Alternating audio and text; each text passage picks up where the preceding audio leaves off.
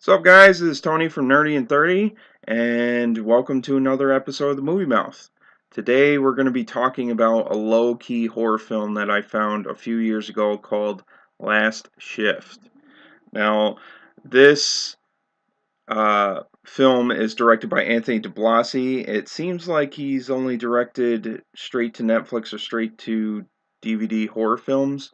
I haven't seen any of his other ones, but this one is a solid film. I actually think I'd never even heard of it. I just found it one day on Netflix trying to find a bad horror film, what I thought was going to be a bad horror film, and I was pleasantly surprised. Now, I decided to revisit this film because Halloween's coming up and I was in the mood for a good scare, and I remember the first time I watched this film, it scared the living shit out of me. I actually couldn't even finish it until my wife got home from work, and this second time around was more of the same, really.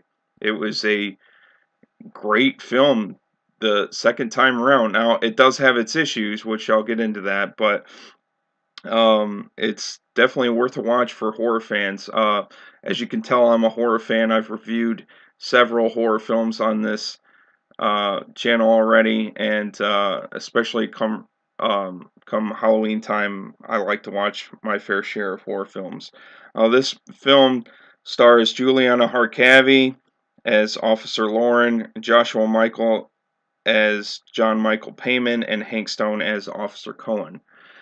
This film has a pretty basic premise. It's about a rookie police officer, played by Juliana Harkavy, Officer Lauren.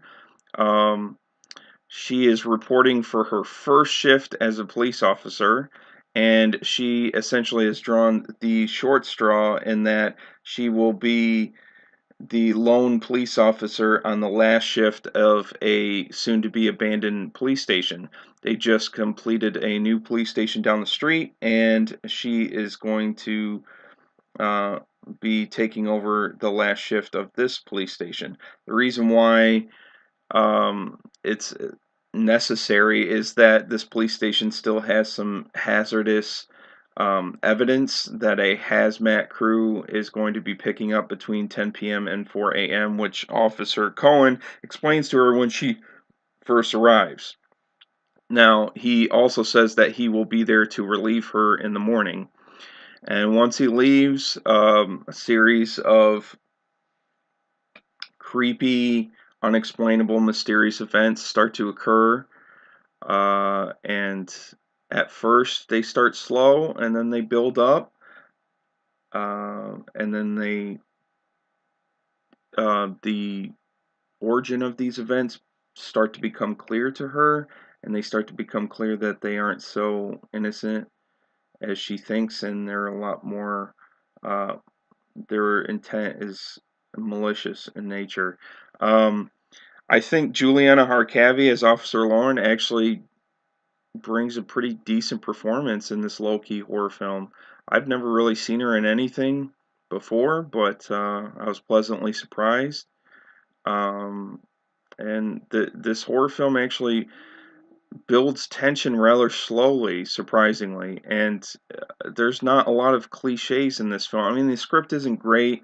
Some of the dialogue isn't going to really get to you, but and as you can see in the trailer here, that they have some of the shaky head syndrome that some modern horror films have, but um, she essentially learns through talking to an officer at the other station and the events that are happening to her and what happened to her family that a year ago, I wouldn't say this is a spoiler, but I won't get into as much spoilers as possible. But a year ago, her father was a police officer, and was him and his partner were the first on the scene to kind of a satanic cult. It's almost like a Charles Manson type situation where a leader of a cult has a bunch of women that will do anything for him and his cause, and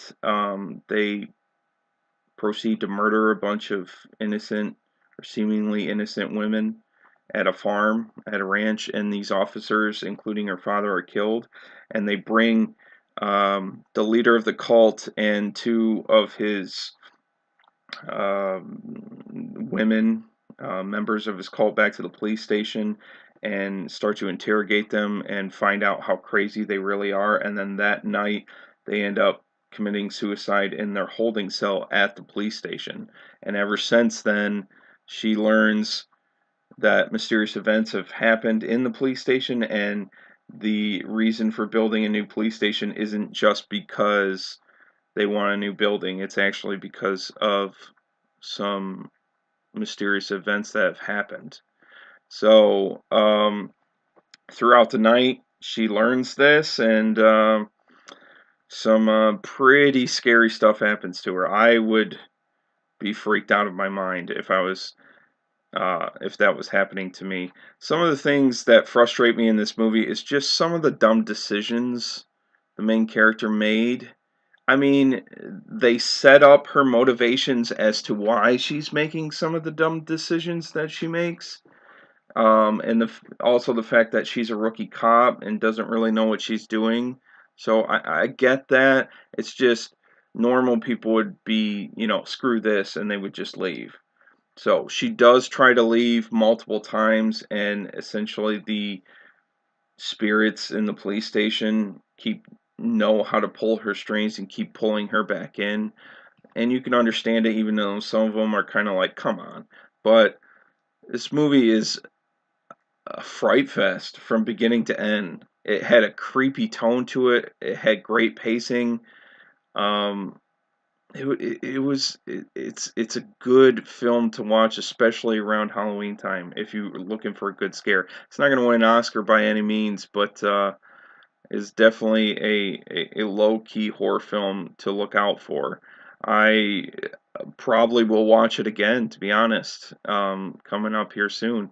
Now, some people might not be scared by it, but it doesn't have a lot of jump scares like modern horror films. It has a few jump scares in here, but a, a lot of the scares that happen in this film, some of them have been played out in other, ghost movies before, but they really take their time with it. It's not when there's something scary to be shown, it doesn't the music doesn't jump out at you, and the thing doesn't, run at her, and doesn't it's not necessarily a jump scare. For the most part, I don't remember much music in this movie at all. It's very quiet. But normally with horror films, when it's quiet, you have a lot of those jump scares, but the sound is very important in this film, and you really get a sense of what she's going through as well. The feeling of isolation, the feeling of being trapped in the situation and stuff like that, and you're starting to become paranoid like her throughout the whole film. Like, is what she's seeing real? Is this really happening? Is someone playing a trick on her? Why is this happening to her? Stuff like that. But this is definitely a must watch for horror fanatics, and even for generic film buffs. It's a pretty decent movie come around Halloween time. So um, I would give this movie probably a 7 out of 10. Um, the only reason why it wouldn't get higher is because of, some technical issues and maybe some of the performances, and definitely the script isn't the strongest, but it is definitely better than advertised. It looks like a shitty horror film at first glance, but it's better than that. So I would check it out. But thanks for tuning in to another episode of The Movie Mouth. Stay tuned for more to come. I will be coming out with that second part of the Raid series soon. And stay tuned for more podcasts on Nerdy 30. If you like what you hear on the channel, be sure to like, subscribe, comment, and you can find us on Twitter at Nerdy30. Thanks, guys. See ya.